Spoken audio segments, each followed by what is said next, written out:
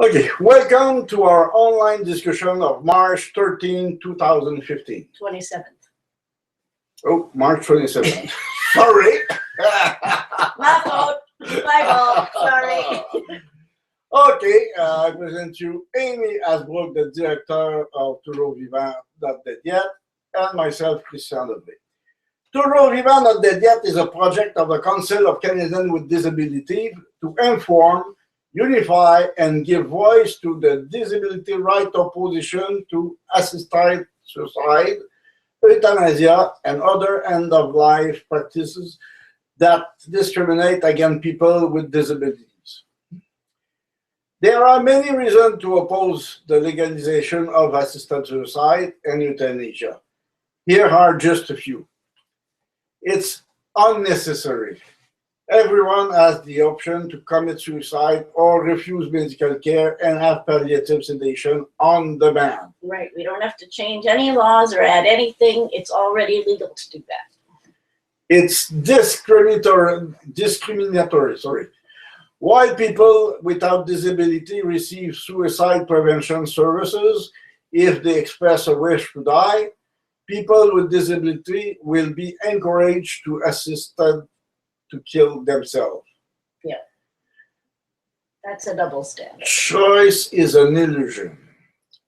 The choice to die cannot be free as long as people with disability don't have the choice in where and how to live. It's quite clear. If you have the choice to kill yourself or to go to prison, maybe killing yourself could be appealing. Right. Okay? And a lot of people feel like living in a nursing home is a prison. So a lot of people would take that choice to die. Yeah. But if you have the choice between going home and kill yourself, maybe going home will be appealing. Right. Okay, safeguard don't work. Where these practices are legal, safeguard doesn't prevent people from disability from being wrongly killed. On goal of online discussion, give disabled people place to talk about this issue from our point of view. Right, with our own experience, which is different from most of the people who get a lot of airtime talking about this. Our experience is different. Recognize the effect of discrimination and our experience with the medical system. Right, most of the conversations don't talk about discrimination or what people with disabilities know about the medical system, that sometimes people take over your life. Establish our place in the debate aside from conservative and progressive. Right. At least people who think they are progressive. Right, exactly. Our view is really more progressive than the liberals who say they want assisted suicide. So today's topic is abuse of elder and people with disability, the link with assisted suicide. Okay, thanks. Okay, so what are the links between abuse of elders and people with disabilities and assisted suicide and euthanasia? Well, there are a lot of links. The most important is that abuse is a manifestation of the devaluation of disabled people. The high rate of abuse of this population and how just shows how people with disabilities are vulnerable to assisted suicide, and the effects of abuse lead to requests for assisted suicide. We'll come back to these three ideas at the end of the program, so keep them in mind while we talk about the specifics of abuse.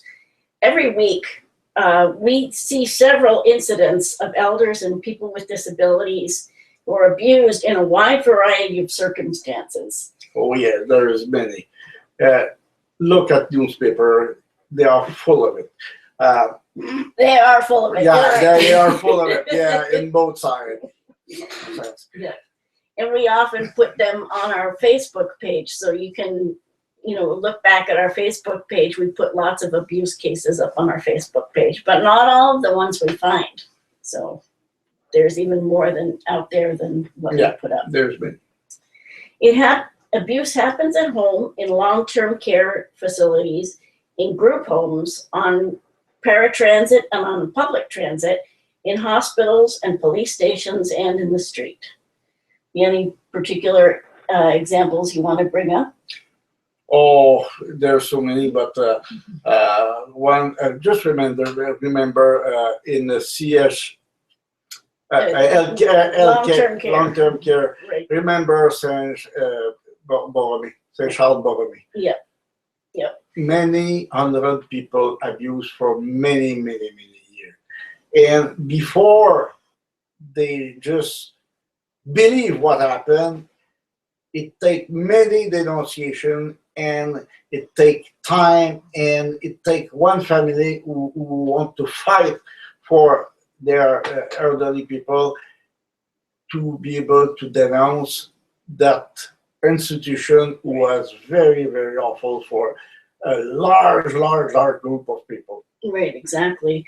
And, you know, sort of on the more recent end, I learned last week from a person in Montreal that she was on a regular transit bus, and she asked the bus driver to lower the bus for when she got off. And he started asking her a lot of questions about her disability and why she needed it.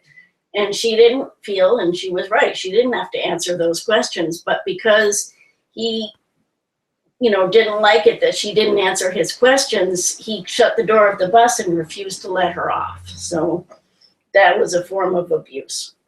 Yes. Disabled people are abused in many ways and by lots of different kinds of people, like caregivers or helpers, medical people, also family members, and even strangers.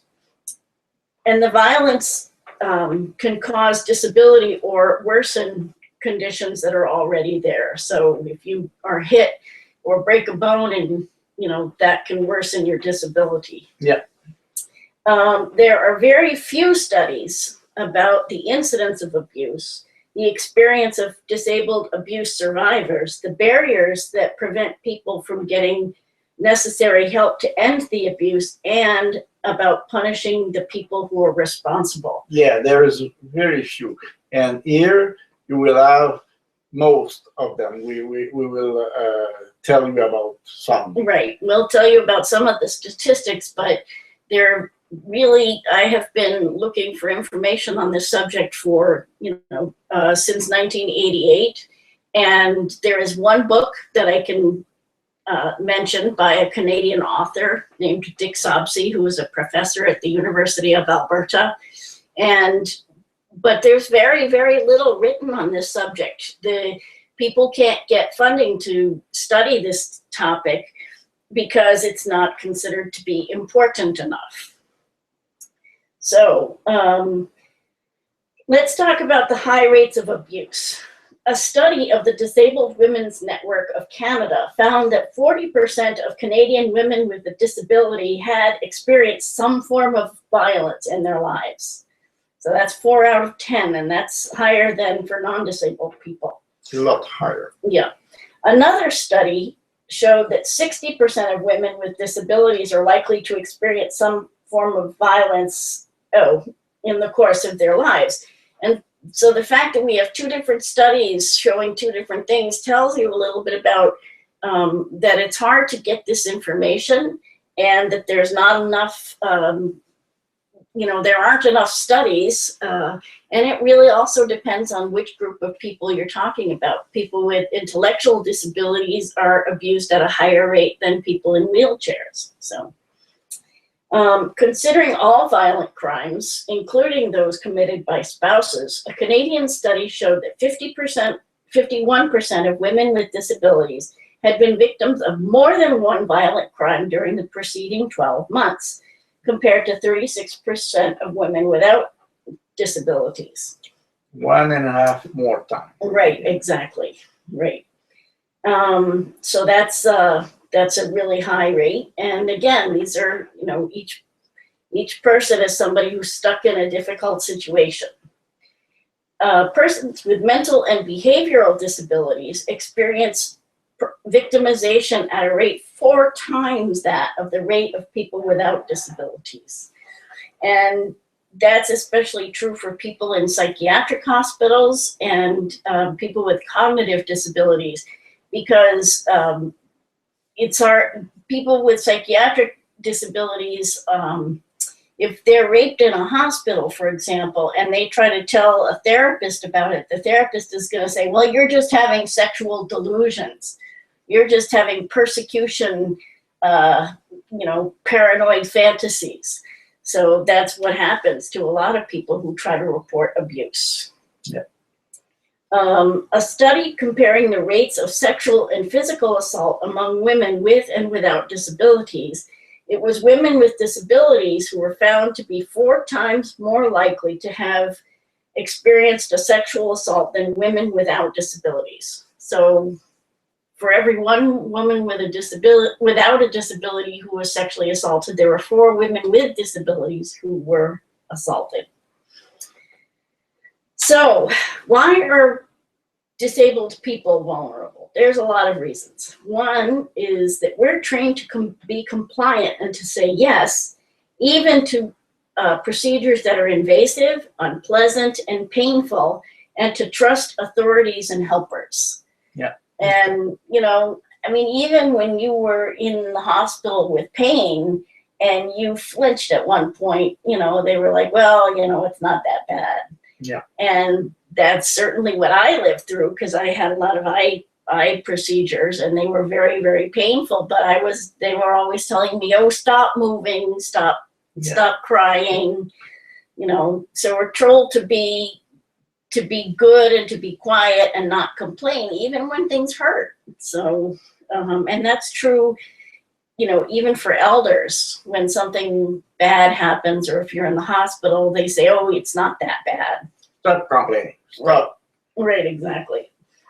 Also, our perceptions are questioned and disregarded. So if I think I see something going on, I say, hey, or that person shouldn't be sitting there in that gurney in a hall for 3 days. They say, oh, he hasn't been there that long, or whatever.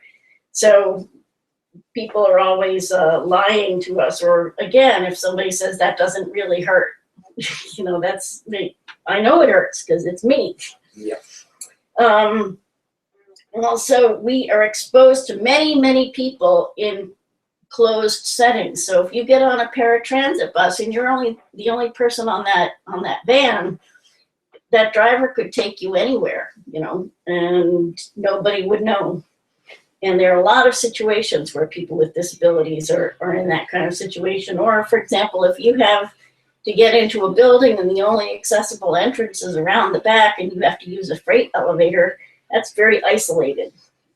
So we are often socially isolated. So if you can't get out of your house and go out in public or go to the local coffee shop because it's not accessible, you're not going to see a lot of people, and you're not going to have people aren't going to see you. They won't know who you are, and people won't know to miss you if you don't show up because somebody beat you up. Many people have access to our bodies. So, oh yeah. Yeah. When you are in hospital or any else place that somebody take care of you, you have many doctors, many infirmiers, nurses, many nurses, many health nurses, including some student doctor, right, and somebody who could take care of you at home, change your different bedding or whatever. Yeah. Many people have access to your body, and sometimes it changes many times, right, because the person who send you the nurse they send you home. Sometimes it's not the same every week, right, so or every day. So there's many people who have access to your body. For some people, it's not a big deal, but for some other, it could be a very big deal. Right, because every person who has access to your body, that increases the possibility that one of those people is going to be an abuser. So the more people, the more possibility. Yeah, that's just statistic. Yeah, exactly. If there is one abuser every 100 people, if you see 100 people, there is a lot of chance that you will be abused. Right, exactly.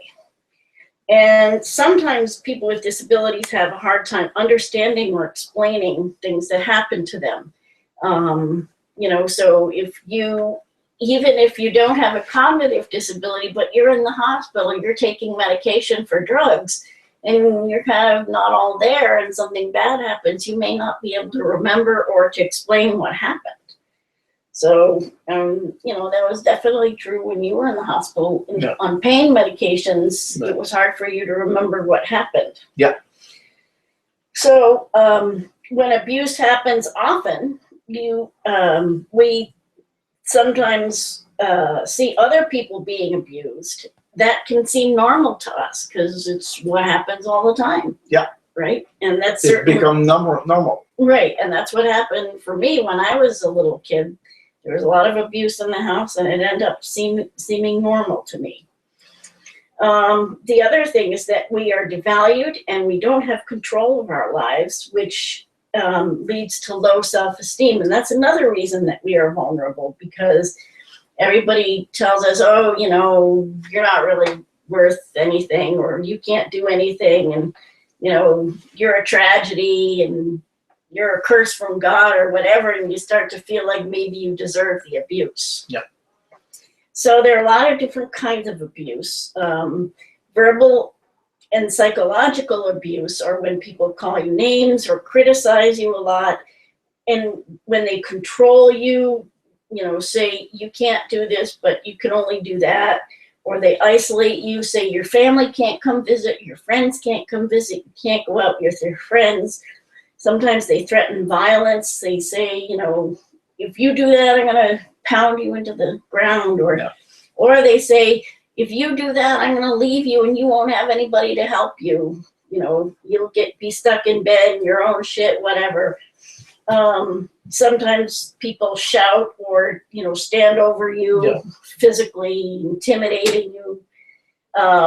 Sometimes people will, an abuser will hurt or kill your pet, somebody that It happened. an animal you're really attached to. It affects your morale greatly. Yeah. And that doesn't touch yourself. So if somebody do an inquiry, they will not care about the pet. They will care about you, and you don't have anything. So nothing happened. Right.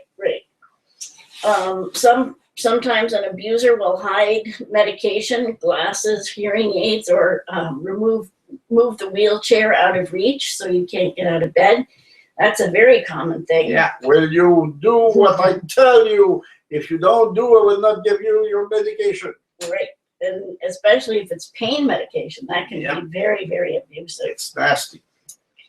Sometimes they'll lock the person in a cage or a closet or outdoors. It happens many for autistic people. It happened quite a lot. Yeah, exactly. Because the parent says, you're too wild, I can't control you, so I'm going to lock you in this cage.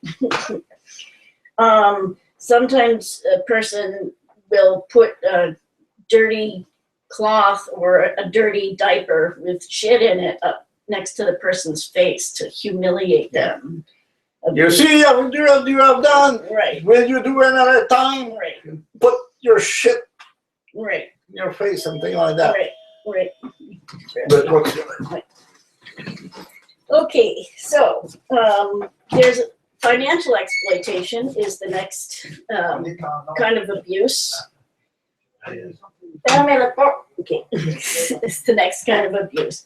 And we talk about there's obviously denying the person access to their money. And that can either be by stealing it or hiding it. They can steal objects as well. Sometimes that could be spending the person's money on food or items that the caregiver prefers, not the person. It can be telling the person that he or she can't, what the person can or can't do with his own money, or demanding loans, or that the person invest, or include somebody in the will, make a bequest in the will. So there's a lot of ways that people are financially exploited. Yeah. Did you want to say anything about that? No. I was out. So. Yeah, okay. Neglect is another kind of abuse. Sometimes not doing something is just as abusive. So not providing personal care or cooking for somebody or feeding them or doing the shopping.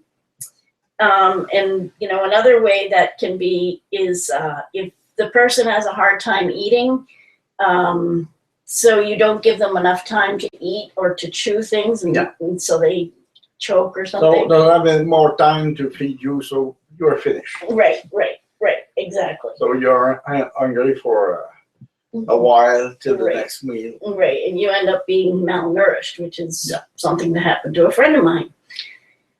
Leaving the person in one place and refusing to reposition the person, and that can give people bed sores. Yeah. Failing to maintain a clean and healthy environment. So, you know, not cleaning up the house, not, you know, opening the windows when it gets stuffy in the house, or not dusting, or, you know, taking out the garbage or whatever. Failing to gather the mail, to bring in the mail or to pay bills. Yeah. So many old people are very sensible about what they have to pay. So if you don't pay what they do for themselves, they will be very upset, and it's another point that you abuse them. right, and it can also put somebody at risk if they lose the electricity because the caretaker didn't pay the bills.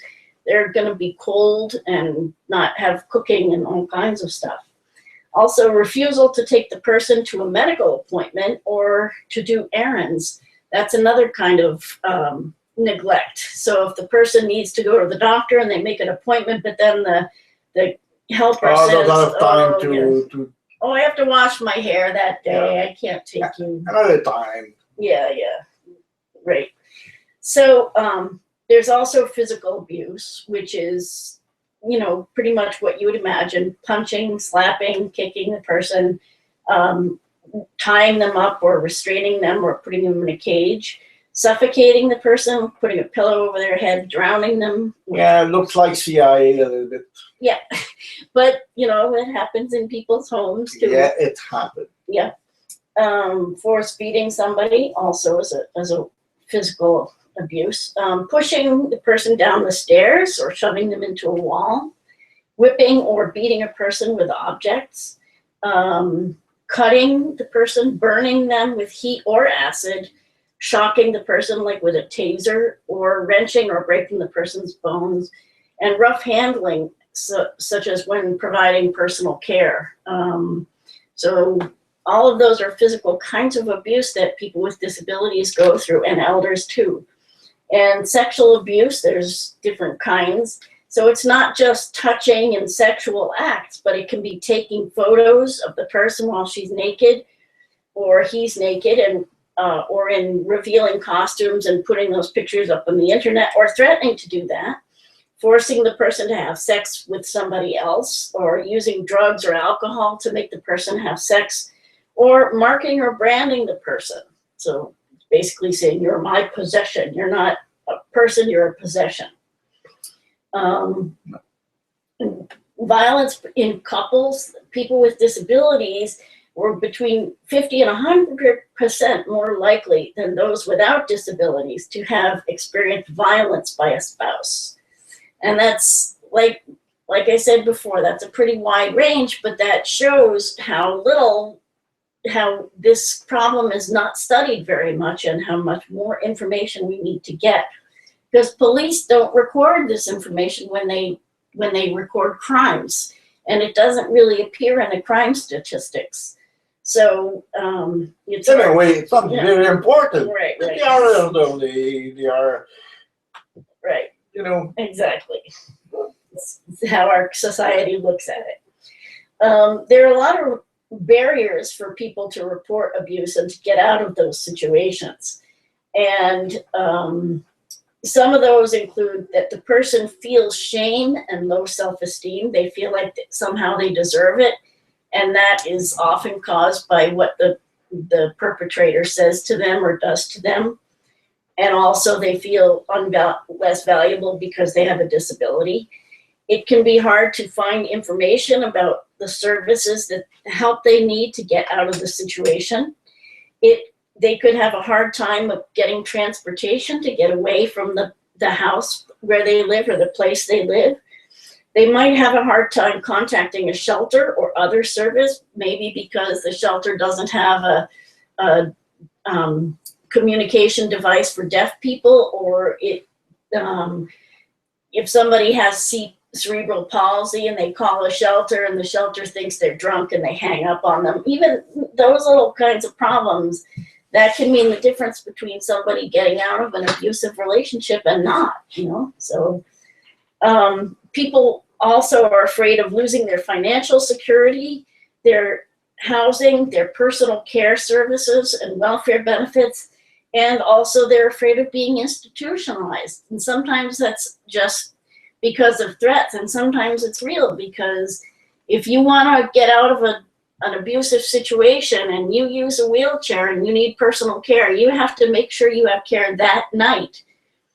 So you walk out in the afternoon, but you got to make sure you have care that night to go to bed. It's obvious. Right. So abuse complaints,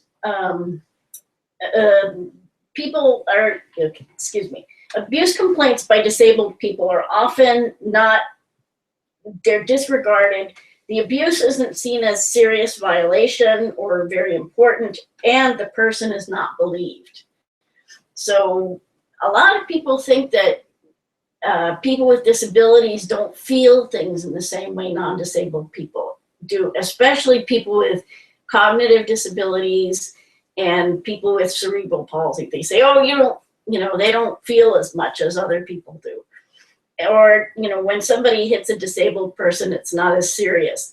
So, for example, when I talked to a person who should have been a advocate to protect people with disabilities, and I said, I was talking about preventing abuse in institutions, he said, well, you can't prevent all the times when, an attendant is going to hit somebody. And to me, that was completely unreasonable, to say that. Because it's not supposed to happen at all. Right, exactly.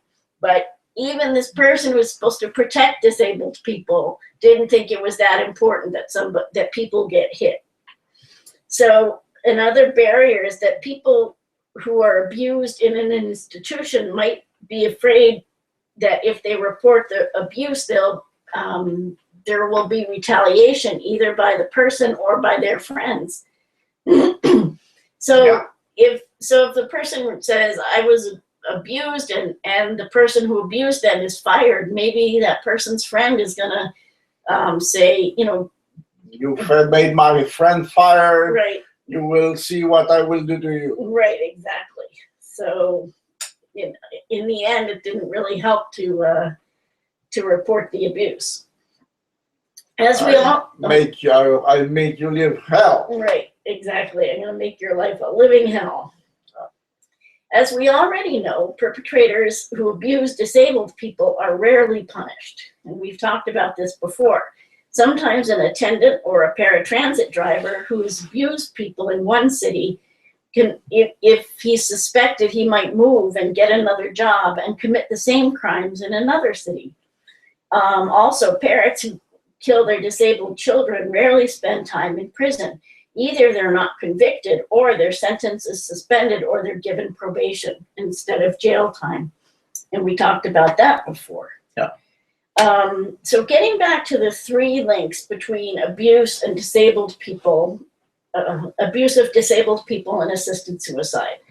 The first thing we mentioned is that abuse is a manifestation of the devaluation of disabled people, just like assisted suicide is.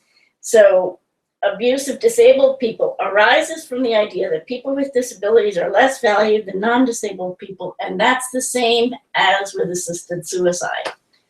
We know that, people have this idea that better dead than disabled, and that is because disabled people are seen as less valuable, and that is from the same place that abuse comes from. And another thing, not normal. Right. All lives supposed to be equal.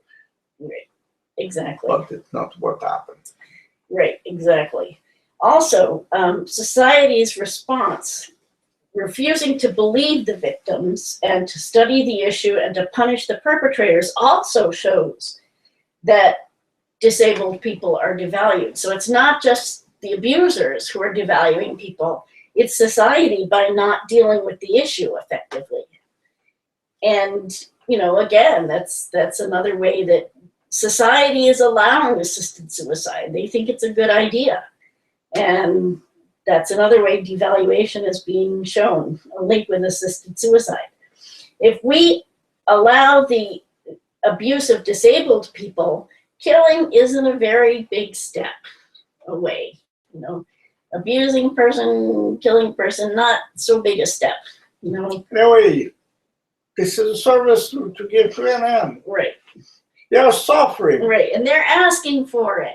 Yeah. Yeah, and it's funny because a lot of times when you have a domestic violence situation, the guy will say about, or the perpetrator will say about the person, oh, they were asking for it. A lot of time. Yeah, it's interesting. So the second point was that the high rate of abuse of people with disabilities shows how we are vulnerable. And so one thing to think about here is that we're vulnerable because the charter guarantees of equal rights have not been realized.